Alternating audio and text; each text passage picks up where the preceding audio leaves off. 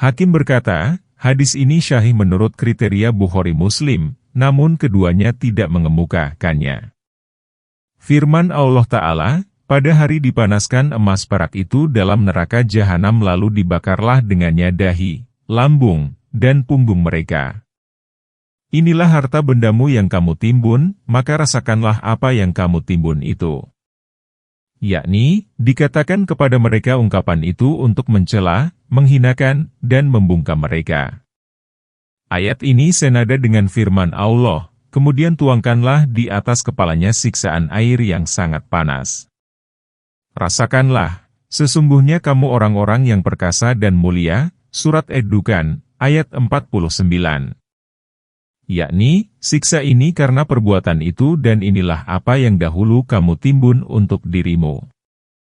Oleh karena itu, dikatakan, barang siapa yang mencintai sesuatu dan dia mendahulukannya atas ketaatan kepada Allah, maka dia mengazabnya dengan sesuatu yang dicintainya itu.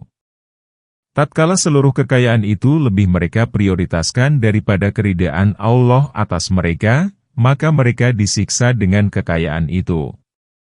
Tatkala harta ini merupakan perkara yang paling berharga bagi pemiliknya, maka ia menjadi perkara yang paling membahayakannya di akhirat. Kemudian harta itu dipanaskan di dalam neraka jahanam, dan cukuplah bagimu panas jahanam itu. Lalu dibakarlah dengannya dahi, lambung, dan punggung mereka.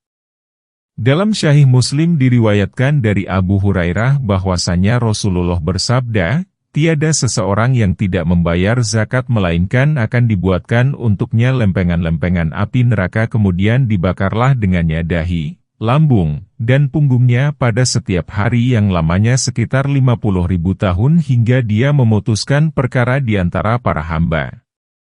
Kemudian diperlihatkanlah jalannya, apakah dia ke surga atau ke neraka.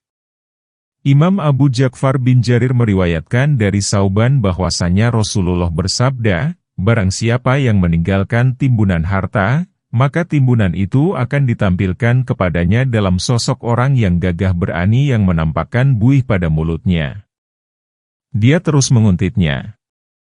Orang itu bertanya, brengsek kamu, siapa kamu? Dia menjawab, aku adalah timbunan yang kamu tinggal mati. Dia terus menguntitnya hingga dia mencengkeram tangannya, lalu meremukannya kemudian diremukan pula anggota tubuh lainnya. Hadis ini diriwayatkan pula oleh Ibnu Hibban dalam Syahihnya. Asal hadis ini terdapat dalam Syahihain. Sesungguhnya bilangan bulan pada sisi Allah ialah 12 bulan dalam ketetapan Allah di waktu Dia menciptakan langit dan bumi. Di antaranya 4 bulan haram. Itulah agama yang lurus. Maka janganlah kamu menganiaya dirimu pada bulan itu. Perangilah seluruh kaum musyrikin sebagaimana mereka memerangi kamu semua dan ketahuilah bahwasanya Allah bersama orang-orang yang bertakwa. Ayat 36. Imam Ahmad meriwayatkan dari Abi Bakrah dari Nabi bahwasanya beliau berkhutbah dalam ibadah haji. Beliau bersabda, ketahuilah, sesungguhnya masa itu beredar sebagaimana keadaannya pada saat Allah menciptakan langit dan bumi. 1 tahun terdiri atas 12 bulan. Di antaranya 4 bulan yang haram, 3 bulan berturut-turut, yaitu Dzulkaidah, Dzulhijjah, Muharram, dan Rajab Mudhar yang ada antara bulan Jumadil Akhir dan Syaban. Kemudian beliau bersabda, hari apakah ini? Kami menjawab, Allah dan Rasul-Nya lebih mengetahui. Beliau diam sehingga kami menduga bahwa beliau akan menamainya bukan dengan namanya. Dia bersabda, bukankah ini hari nahar? Kami menjawab, ya. Kemudian beliau bersabda, bulan apakah ini? Kami berkata, Allah dan Rasul-Nya lebih mengetahui. Beliau diam hingga kami menduga bahwa beliau pun akan menamainya dengan nama lain. Beliau bersabda, bukankah ini bulan haji? Kami menjawab, ya. Kemudian beliau bersabda, negeri apakah ini? Kami menjawab, Allah dan Rasul-Nya lebih mengetahui. Maka beliau diam hingga kami menyangka bahwa beliau akan menamainya dengan nama lain. Beliau bersabda, bukankah ini negeri haram? Kami menjawab, ya.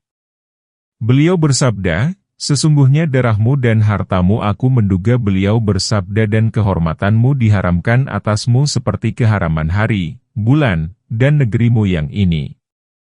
Kamu akan bersua dengan Tuhanmu lalu dia akan meminta pertanggungjawaban ihwal aneka perbuatanmu. Ketahuilah, janganlah kamu kembali, sepeninggalku, menjadi orang-orang sesat yang sebagian kamu menebas leher sebagian yang lain. Ketahuilah, bukankah aku telah menyampaikan risalah? Ketahuilah, hendaklah orang yang hadir di antara kamu memberitahukan kepada orang yang tidak hadir. Boleh jadi orang yang menerima berita ini lebih sadar daripada orang yang menyimak langsung, hadis Bukhari Muslim. Sabda Nabi dalam sebuah hadis, sesungguhnya masa itu bergulir seperti kondisinya pada waktu menciptakan langit dan bumi. Sabda ini merupakan penegasan dan pengokohan atas perkara menurut apa yang telah ditetapkan Allah, penegasan perkara sebagaimana keadaannya semula, tidak mendahului dan terlambat, tidak menambah dan mengurangi, tidak dilupakan, dan tidak diganti. Sebagaimana beliau menegaskan keharaman Mekah dengan, sesungguhnya negeri ini telah diharamkan Allah pada saat Dia menciptakan langit dan bumi. Mekah diharamkan dengan pengharaman Allah hingga hari kiamat. Demikianlah, dalam hadis di sana beliau bersabda, sesungguhnya masa itu bergulir sebagaimana keadaannya ketika Allah menciptakan langit dan bumi. Yakni persoalan hari ini secara hukum adalah sebagaimana keadaannya yang telah ditetapkan Allah di dalam kitabnya pada waktu menciptakan langit dan bumi, tanpa mendahulukan, mengakhirkan, mengulur-ulurkan, dan mengganti seperti yang dilakukan bangsa Arab. Maka Nabi berhaji pada bulan Zulhijjah. Sedangkan bangsa Arab suka melakukan perbuatan mengulur-ulurkan bulan, mereka lebih sering berhaji pada bulan yang bukan bulan haji. Syaikh Alamuddin As-Sahawi menceritakan dalam suatu buku yang diberi judul, Nama Hari dan Bulan yang Terkenal, nama-nama bulan Komariah ialah Muharram dan seterusnya.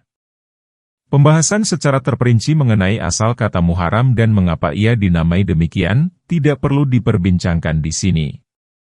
Beliau pun menuturkan nama-nama hari dalam satu minggu yang dimulai dari hari Ahad dan seterusnya. Yang perlu dikemukakan ialah bahwa nama-nama hari menurut bangsa Arab terdahulu yang sudah punah tidaklah sama dengan nama yang dikenal sekarang. Dahulu orang Arab menamai hari-hari dengan awal, Ahwan, Jabar, Dabar, Munas, Urubah, dan Syayar. Seorang penyair Arab terdahulu yang sudah punah mengatakan, aku berharap dapat hidup dan hariku adalah awal, Ahwan, atau Jabar. Atau hari berikutnya, yaitu Dabar. Jika aku tak mendapatkan Dabar, maka Munas, Urubah, atau Syayar. Firman Allah Ta'ala, di antaranya 4 bulan haram. Di antara bulan ini pun terdapat bulan yang biasa diharamkan oleh bangsa Arab, yaitu bulan yang disepakati oleh kebanyakan mereka kecuali oleh segolongan di antara mereka yang dikenal dengan golongan Al-Busul. Mereka mengharamkan 8 bulan dalam 1 tahun sebagai pengharaman yang memperberat dan mempersulit. Adapun sabda Nabi, 3 bulan berturut-turut yaitu Zulkaidah, Zulhijjah, dan Muharram serta Rajab Mudar yang berada antara bulan Jumadil Akhir dan Syaban. Nabi menyandarkan Rajab kepada Mudar guna menjelaskan kesahihan ucapan Bani Mudar mengenai bulan Rajab bahwa ia adalah bulan yang berada antara Jumadil Akhir dan Syaban, bukan sebagaimana dianggap oleh Rabiah bahwa Rajab yang diharamkan ialah bulan yang ada antara Syaban dan Syawal, yaitu bulan Ramadan. Kemudian Nabi menjelaskan bahwa Rajab yang diharamkan ialah Rajab Mudar, bukan Rajab Rabiah. Bulan yang diharamkan itu sebanyak 4, 3 berturut-turut dan 1 tersendiri, karena pelaksanaan manasik haji dan umroh. Allah mengharamkan 1 bulan, yaitu Zulkaidah sebelum beberapa bulan pelaksanaan haji karena pada bulan itu mereka suka menghentikan perang. Allah mengharamkan bulan Dzulhijjah karena pada saat itu mereka tengah berhaji dan sibuk melaksanakan manasik. Allah mengharamkan bulan Muharram agar mereka dapat pulang dari haji ke negerinya yang jauh dalam keadaan aman. Allah mengharamkan Rajab yang berada antara Jumadil Akhir dan Syawal karena waktu itu untuk berziarah ke Baitullah dan berumroh di sana bagi orang yang datang dari negeri yang jauh, kemudian dia dapat kembali ke negerinya dalam keadaan aman. Firman Allah Ta'ala, itulah agama yang lurus, yakni inilah peraturan agama yang lurus sebagai pelaksanaan perintah Allah menyangkut penetapan bulan-bulan haram yang telah ditetapkan di dalam kitab Allah yang pertama.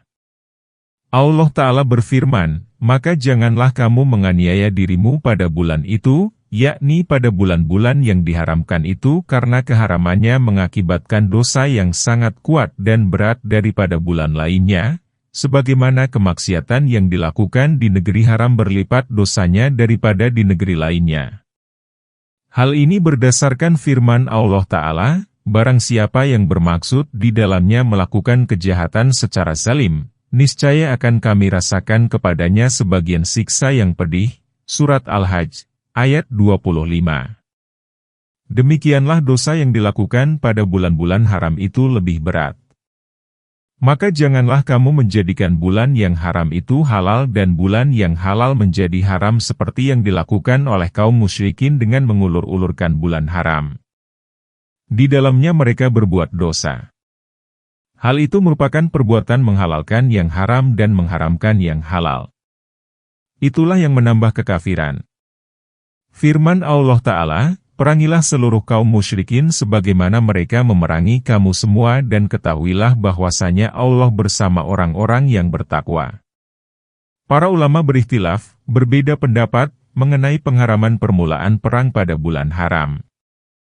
Apakah pengharaman itu dinasah, dihapuskan, atau ditetapkan? Pendapat mereka terbagi dua.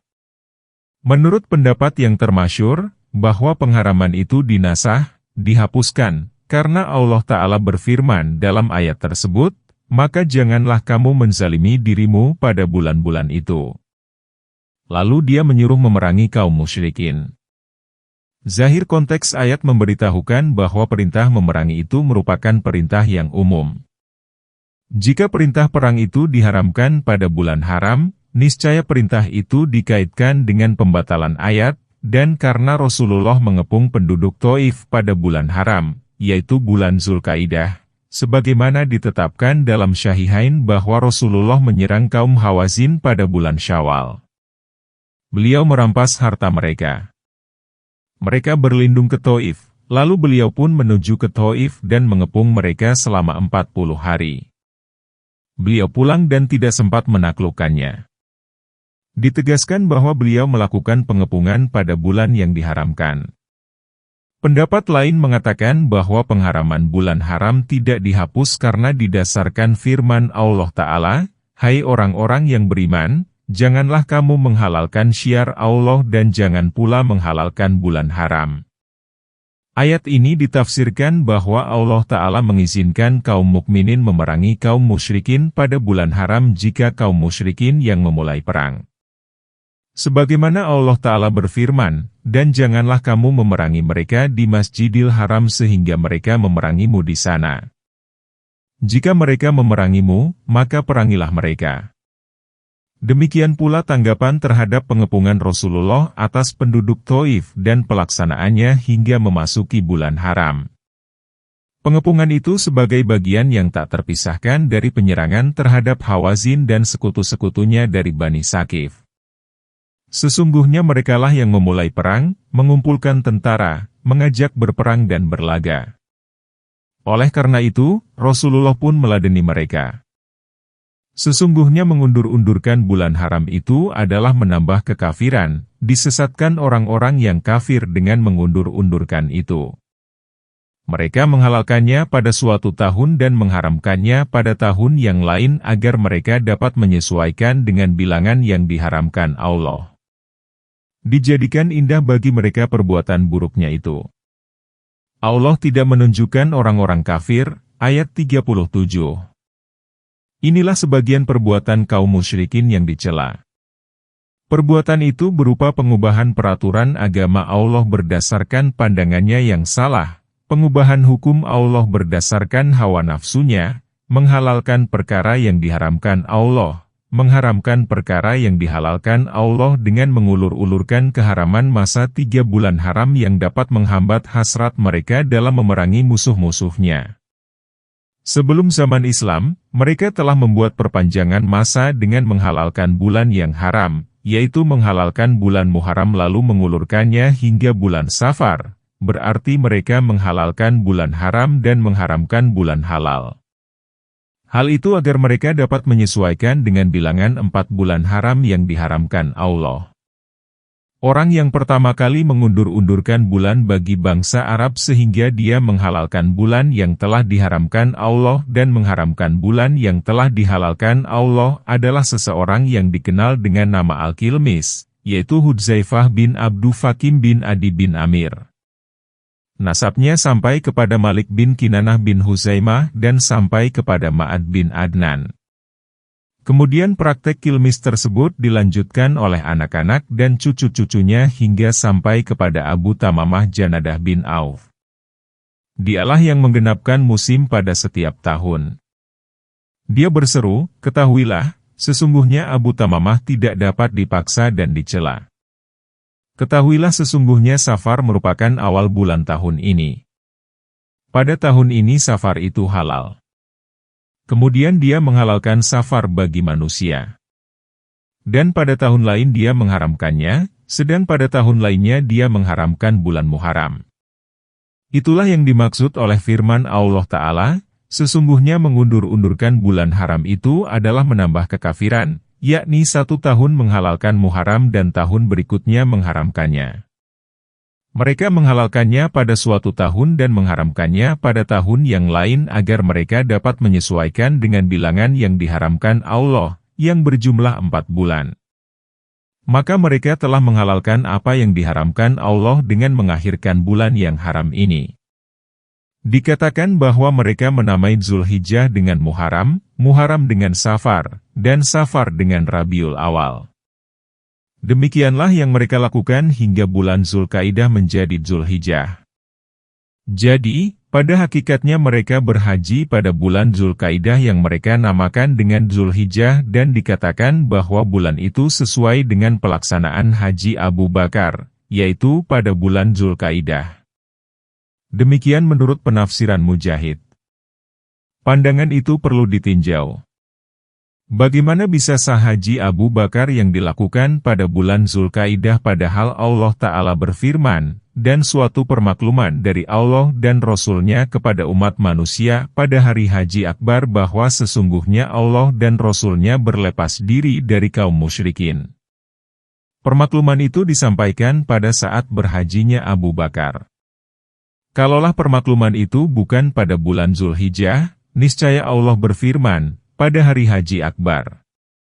Tidaklah perbuatan mereka mengundur-undurkan bulan melalui perputaran tahun itu menjadikan mereka dan hajinya pada setiap bulan dari 2 tahun, karena pengunduran itu dapat diperoleh tanpa pergantian tahun karena setiap kali mereka menghalalkan bulan Muharram pada suatu tahun, maka mereka mengharamkan Safar sebagai penggantinya dan sesudahnya adalah Rabiul Awal dan Rabiul Akhir sampai habis bulan pada 1 tahun sesuai dengan keadaan tahun itu menurut urutan, bilangan, dan nama-namanya. Kemudian pada tahun kedua, mereka mengharamkan bulan Muharram dan membiarkan bulan Muharram itu tetap haram. Setelah Muharram adalah bulan Safar, Rabiul Awal, dan Rabiul Akhir hingga genap 1 tahun. Mereka menghalalkannya pada suatu tahun dan mengharamkannya pada tahun yang lain agar mereka dapat menyesuaikan dengan bilangan yang diharamkan Allah. Maka mereka telah menghalalkan apa yang diharamkan Allah.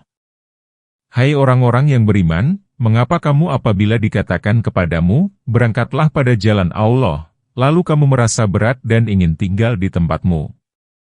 Apakah kamu puas dengan kehidupan di dunia sebagai ganti kehidupan di akhirat?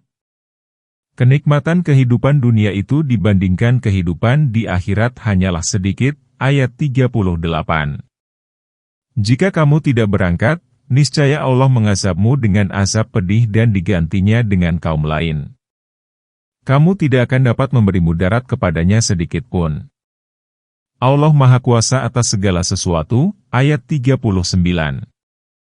Ayat ini merupakan permulaan celaan terhadap orang yang tidak ikut perang Tabuk bersama Rasulullah tatkala buah mulai masak dan naungan lebih menyenangkan karena udara sangat panas dan beratnya paceklik. Maka Allah Ta'ala berfirman, "Hai orang-orang yang beriman, mengapa kamu apabila dikatakan kepadamu, berangkatlah pada jalan Allah, yakni apabila kamu diseru untuk berjihad di jalan Allah, lalu kamu merasa berat dan ingin tinggal di tempatmu, yakni kamu merasa malas dan lebih senang untuk tinggal di tempat sambil berteduh dan menanti matangnya buah. Apakah kamu puas dengan kehidupan di dunia sebagai ganti kehidupan di akhirat? Yakni apakah kamu melakukan hal itu karena kamu lebih menyukai dunia sebagai pengganti akhirat?" Kemudian Allah Ta'ala menganjurkan untuk bersikap zuhud terhadap dunia dan mendorong untuk meraih akhirat. Maka Allah berfirman, kenikmatan kehidupan dunia itu di akhirat hanyalah sedikit. Sebagaimana hal itu diriwayatkan oleh Imam Ahmad dari Al-Mustawrid, yaitu saudara Bani Fahd, dia berkata, Rasulullah bersabda, "Jika dunia dibandingkan dengan akhirat, maka tiada lain seperti salah seorang di antara kamu yang mencelupkan telunjuknya ke dalam samudera. Maka perhatikanlah air yang terbawa oleh telunjuk itu." Beliau menunjuk dengan telunjuknya. Hadis ini diriwayatkan oleh Muslim saja. Dunia ialah apa yang berlalu dan dunia yang tetap ada pada sisi Allah ialah sedikit. Kemudian Allah Ta'ala mengancam orang yang tidak berjihad. Maka dia berfirman, "Jika kamu tidak berangkat, niscaya Allah mengazabmu dengan azab pedih." Ibnu Abbas berkata, Rasulullah meminta kepada penduduk Arab supaya berangkat. Lalu mereka merasa berat. Maka Allah menahan hujan dari mereka. Itulah azab untuk mereka. Dan digantinya dengan kaum lain, yakni karena nabinya ditolong dan agamanya didirikan, sebagaimana Allah Ta'ala berfirman, "Dan jika kamu berpaling niscaya Dia akan menggantimu dengan kaum yang lain, dan mereka tidak seperti kamu." Surat Muhammad, ayat 38. Firman Allah Ta'ala, "Kamu tidak akan dapat memberi mudarat kepadanya sedikit pun," yakni, kamu tidak dapat memberi mudarat kepada Allah sedikit pun karena kamu tidak mengikuti jihad dan kamu merasa enggan untuk melakukannya. Allah Maha Kuasa atas segala sesuatu, yakni Allah Maha Kuasa untuk memberikan pertolongan kepada kaum muslimin tanpa bantuan kamu. Jika kamu tidak menolongnya, maka sesungguhnya Allah telah menolongnya ketika orang-orang kafir mengusirnya sedang dia salah seorang dari dua orang ketika keduanya berada di dalam gua, di waktu dia berkata kepada temannya, "Janganlah kamu bersedih hati. Sesungguhnya Allah bersama kita." Maka Allah menurunkan ketenangannya kepadanya dan Dia membantunya dengan tentara-tentara yang kamu tidak melihatnya. Dia menjadikan kalimat-kalimat orang kafir itu rendah dan kalimat Allah lah yang tinggi. Allah Maha Perkasa lagi Maha Bijaksana, ayat 40. Allah Ta'ala berfirman, "Jika kamu tidak menolongnya, yakni tidak menolong Rasulullah, maka sesungguhnya Allah akan menolong dan membantunya sebagaimana Dia mengurusi pemberian bantuan terhadapnya, ketika orang-orang kafir mengusirnya sedang dia salah seorang dari dua orang, yaitu pada tahun beliau berhijrah. Ketika itu kaum musyrikin berencana untuk membunuh Nabi. Beliau dapat melepaskan diri dari mereka dengan ditemani oleh teman dan sahabatnya, yaitu Abu Bakar Abi Quhafah. Keduanya berlindung di dalam gua Tur selama 3 hari agar orang-orang musyrik yang mengikuti jejaknya pada pulang. Abu Bakar merasa khawatir kalau ada salah seorang musyrikin yang melihatnya, lalu orang itu menyakiti beliau dengan telak. Maka Nabi menenangkannya seraya bersabda, "Wahai Abu Bakar, bagaimana menurutmu jika ada 2 orang dan ketiganya adalah Allah?" Sebagaimana hal itu diriwayatkan oleh Imam Ahmad dari Anas bahwasanya Abu Bakar bercerita kepadanya, "Ketika kami berada dalam gua, aku berkata kepada Nabi, Andaikan salah seorang di antara mereka melihat kedua kakinya, menunduk, niscaya dia dapat melihat kami yang berada di bawah kedua kakinya. Maka Nabi bersabda, "Wahai Abu Bakar, bagaimana menurutmu jika ada dua orang dan ketiganya adalah Allah?" Hadis ini dikemukakan dalam Syahihain. Oleh karena itu, Allah Ta'ala berfirman, maka Allah menurunkan ketenangannya kepadanya, yakni dia menegarkan, menolong, dan membantu Rasulullah, serta Abu Bakar. Dan dia membantunya dengan tentara-tentara yang kamu tidak melihatnya, yaitu para malaikat. Dia menjadikan kalimat-kalimat orang kafir itu rendah dan kalimat Allah lah yang tinggi. Ibnu Abbas berkata, kalimat orang-orang kafir ialah kemusyrikan sedang kalimat Allah ialah, tiada Tuhan melainkan Allah. Dalam Syahihain diriwayatkan dari Abu Musa al-Asy'ari dia berkata, Rasulullah ditanya ihwal seseorang yang berperang dengan gagah berani, berperang karena panas hati, dan berperang karena ria. Apakah dia termasuk jihad di jalan Allah? Maka beliau bersabda, barang siapa yang berperang agar kalimat Allah lah yang tinggi, maka dia berperang di jalan Allah.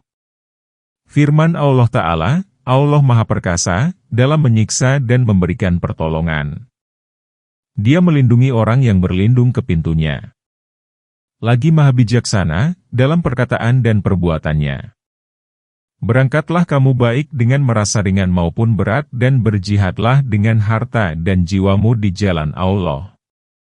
Yang demikian itu adalah lebih baik bagimu jika kamu mengetahui, ayat 41.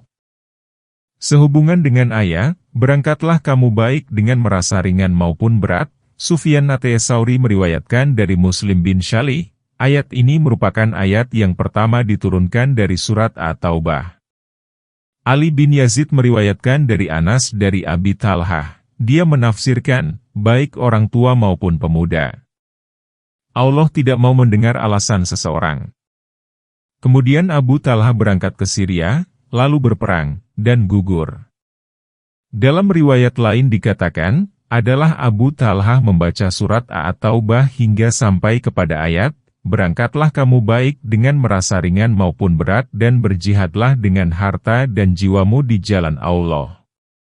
Kemudian dia berkata, aku berpandangan bahwa Tuhan kami meminta kami berangkat perang walaupun kami sebagai kakek-kakek maupun pemuda. Wahai anak-anakku, sediakanlah perlengkapan perang untukku. Anak-anaknya berkata, semoga Allah mengasihimu. Sesungguhnya engkau telah berperang bersama Rasulullah hingga beliau wafat, bersama Abu Bakar hingga dia wafat, dan bersama Umar hingga dia wafat. Kemudian kami berperang tanpamu. Dia menolak untuk bersama kami. Dia naik bahtera, lalu tewas di sana. Para awak kapal tidak menemukan pulau untuk menguburkannya kecuali setelah mencarinya selama 9 hari sedang jasadnya tidak berubah. Kemudian awak kapal menguburkannya di sana. Diriwayatkan dari Ibnu Abbas, Abi Syalih, Hasan Basri, Suhail bin Athiyah, Mukatil bin Hayyan, As-Syabi, dan dari Zaid bin Aslam bahwasanya mereka menafsirkan ayat ini, berangkatlah kamu baik dengan merasa ringan maupun berat, dengan baik dalam dia sebagai kakek-kakek maupun pemuda. Mujahid menafsirkan, baik dia sebagai pemuda maupun kakek-kakek, kaya maupun miskin. Hasan Basri menafsirkan, baik dia dalam keadaan sulit maupun lapang. Semua penafsiran itu bertumpu pada tuntutan keumuman ayat. Inilah yang dipilih oleh Ibnu Jarir. Diriwayatkan dari Ibnu Abbas, Muhammad bin Ka'ab, Atha, Al-Khurasani, dan sebagainya bahwa ayat ini dinasah, dihapuskan oleh ayat, tidak sepatutnya bagi orang-orang yang mukmin itu pergi semuanya ke medan perang. Mengapa tidak pergi dari tiap-tiap golongan di antara mereka beberapa orang? Surat At-Taubah, ayat 122. Pembicaraan selanjutnya mengenai hal ini, insya Allah akan dikemukakan kemudian. As-Sidi berkata, ketika ayat, berangkatlah kamu dengan merasa ringan maupun berat, maka ayat itu memberatkan manusia. Kemudian Allah Ta'ala menasah ayat ini dengan ayat, tiada dosa atas orang-orang yang lemah, atas orang-orang yang sakit, dan atas orang-orang yang tidak memperoleh apa yang akan mereka infakkan, apabila mereka berlaku ikhlas kepada Allah dan Rasul-Nya. Surat At-Taubah, ayat 91. Kemudian Allah Ta'ala memotivasi manusia supaya berinfak di jalan Allah dan mengerahkan nyawanya dalam meraih keridaan-Nya dan keridaan Rasul-Nya. Maka Allah berfirman, dan berjihadlah dengan harta dan dirimu di jalan Allah. Yang demikian itu adalah lebih baik bagimu jika kamu mengetahui. Yakni, hal ini adalah lebih baik bagimu di dunia dan akhirat karena kamu mendapat kesulitan dalam perekonomian, lalu Allah menjadikan harta musuhmu sebagai ghanimah bagimu di dunia. Di samping itu Dia menyimpan kemuliaan bagimu di akhirat, sebagaimana Nabi bersabda, Allah menjamin orang yang berjihad di jalannya bahwa apabila dia gugur, maka akan dimasukkannya ke dalam surga atau dikembalikannya ke rumahnya dengan membawa pahala atau ghanimah. Kalau hal itu merupakan harta dunia yang mudah dan perjalanan yang dekat, niscaya mereka mengikutimu. Namun tempat yang dituju itu sangat jauh terasa oleh mereka. Mereka akan bersumpah dengan nama Allah, jikalau kami sanggup, niscaya kami berangkat bersama-sama kamu. Mereka membinasakan diri sendiri. Allah mengetahui sesungguhnya mereka benar-benar orang yang berdusta. Ayat 42. Allah Ta'ala berfirman sambil mencela orang-orang yang tidak ikut berperang Tabuk dengan Nabi. Mereka diam setelah meminta izin untuk tidak ikut sedang mereka menampakkan seolah-olah dirinya memiliki penyakit, padahal tidaklah demikian yang sebenarnya. Maka Allah berfirman, kalau hal itu merupakan harta dunia yang mudah, yakni ghanimah yang cepat didapat, dan perjalanan yang dekat, niscaya mereka mengikutimu, yakni, niscaya mereka pergi bersamamu. Namun tempat yang dituju itu sangat jauh terasa oleh mereka, yaitu jarak perjalanan ke Syria. Mereka akan bersumpah dengan nama Allah, kepadamu jika kamu kembali kepada mereka, jikalau kami sanggup, niscaya kami berangkat bersama-sama kamu, yakni kalaulah kami tidak memiliki uzur, niscaya kami berangkat bersamamu. Allah Ta'ala berfirman, mereka membinasakan diri sendiri. Allah mengetahui sesungguhnya mereka benar-benar orang yang berdusta. Yakni, mereka membinasakan diri melalui dosa menyalahi perintah sebagai dusta sedang mereka menyadarinya. Naudzubillah. Semoga Allah memaafkanmu. Mengapa kamu mengizinkan mereka sebelum jelas bagimu orang-orang yang benar dan sebelum kamu mengetahui orang-orang yang berdusta?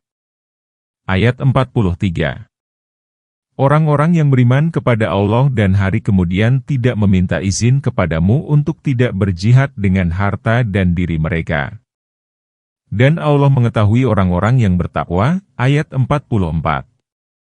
Sesungguhnya yang akan meminta izin kepadamu hanyalah orang-orang yang tidak beriman kepada Allah dan hari akhir sedang hati mereka ragu-ragu. Maka mereka itu senantiasa merasa bimbang dalam keraguannya. Ayat 45. Ibnu Abi Hatim meriwayatkan dari Aun, dia berkata, apakah kamu pernah mendengar celaan yang lebih baik daripada ayat ini? Yaitu sapaan maaf sebelum mencela. Maka Allah Azza wa Jalla, Allah yang Maha Mulia dan Maha Besar, berfirman, semoga Allah memaafkanmu. Mengapa kamu mengizinkan mereka? Qatadah berkata, Allah mencela Nabi, sebagaimana yang kamu dengar. Kemudian Allah menurunkan ayat yang terdapat dalam surat An-Nur. Allah memberi kemurahan kepada beliau untuk mengizinkan mereka tidak ikut perang, jika Dia menghendaki. Ayat itu ialah, jika mereka meminta izin kepadamu karena suatu urusan, maka berilah izin kepada siapa yang kamu kehendaki di antara mereka. Surat An-Nur, ayat 62. Mujahid berkata, ayat ini diturunkan sehubungan dengan orang-orang yang berkata, mintalah izin kepada Rasulullah. Jika dia mengizinkanmu, maka janganlah kamu berperang. Jika dia tidak mengizinkanmu, maka jangan pula kamu berperang.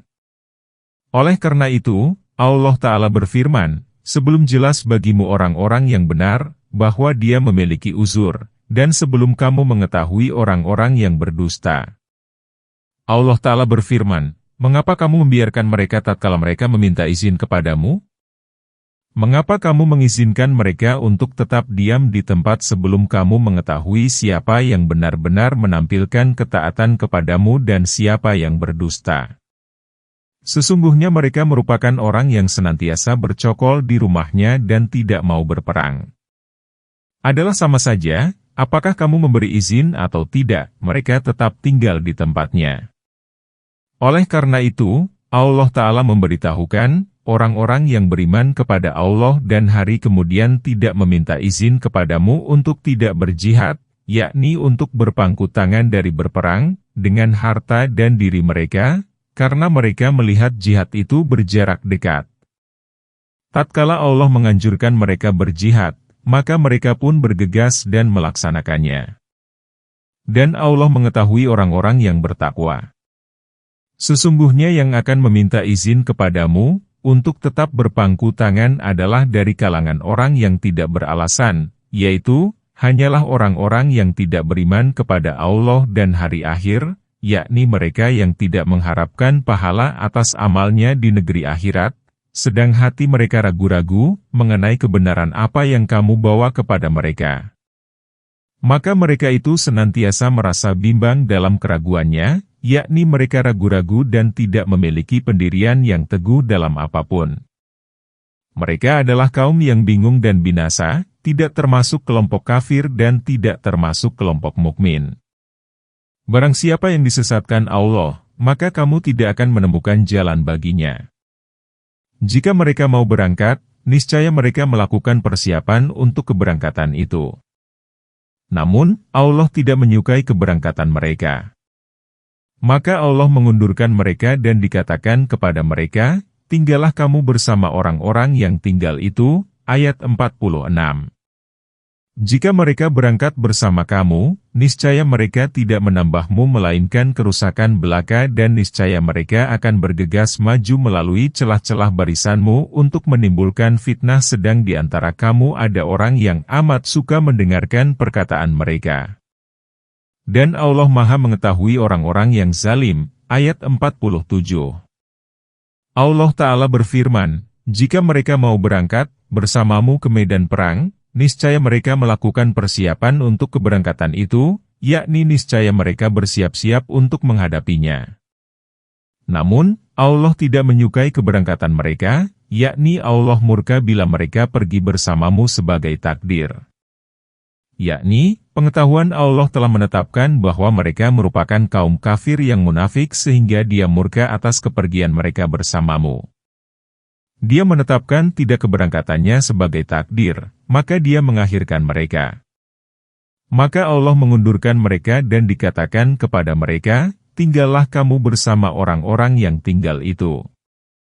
Yakni, Allah menakdirkan pula tidak menyertakan mereka dalam jihad.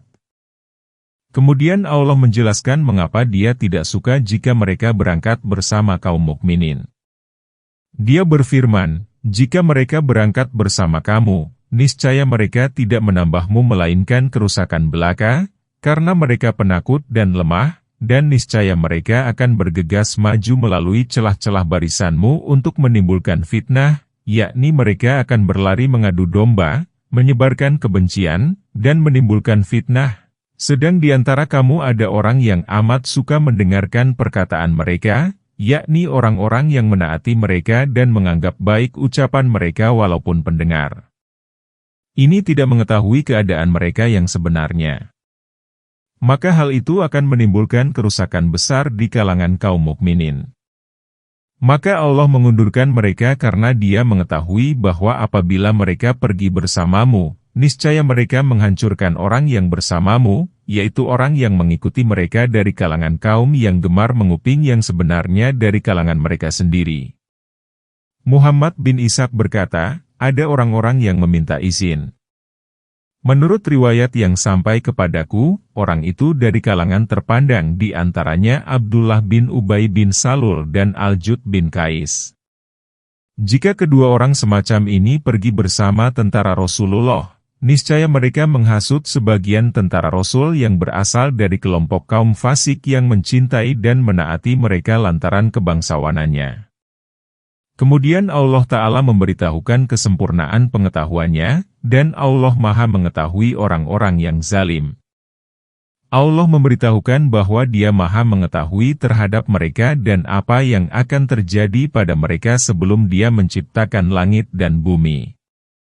Oleh karena itu, Dia berfirman, "Jika mereka pergi bersama kamu, niscaya mereka tidak menambah melainkan kerusakan belaka."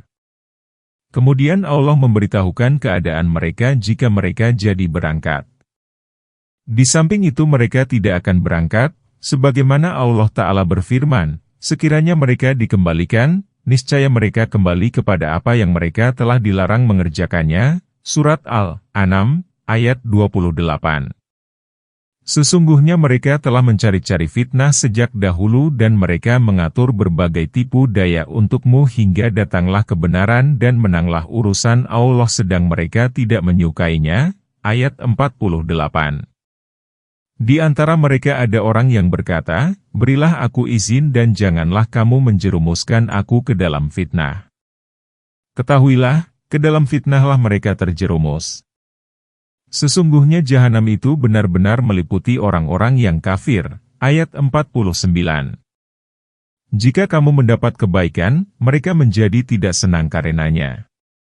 Dan jika kamu mendapat musibah, mereka berkata, "Sesungguhnya sebelum itu kami telah memperhatikan urusan kami." Mereka berpaling dengan gembira. Ayat 50. Katakanlah, sekali-kali tidak akan menimpa kami melainkan apa yang telah ditetapkan Allah bagi kami.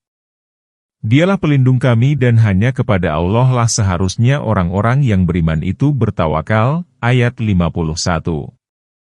Allah mendorong Nabi untuk menaklukkan kaum munafik, sesungguhnya mereka telah mencari-cari fitnah sejak dahulu dan mereka mengatur berbagai tipu daya untukmu. Sesungguhnya mereka telah mencurahkan pikirannya untuk menipumu dan sahabat-sahabatmu serta memadamkan agamamu. Hal itu terjadi pada awal kedatangan beliau di Madinah. Bangsa Arab memanah beliau melalui satu busur. Beliau pun diperangi oleh kaum Yahudi dan kaum munafik Madinah. Setelah Allah menolongnya dalam peristiwa Badar dan Dia meninggikan kalimatnya, maka Abdullah bin Ubay bin Salul dan para sahabatnya berkata, "Masalah itu telah datang. Maka masuklah ke dalam Islam secara lahiriah." Kemudian setiap kali Allah memenangkan Islam dan pemeluknya, maka hal itu membuat mereka marah dan dongkol. Oleh karena itu, Allah Ta'ala berfirman, "Hingga datanglah kebenaran dan menanglah urusan Allah sedang mereka tidak menyukainya."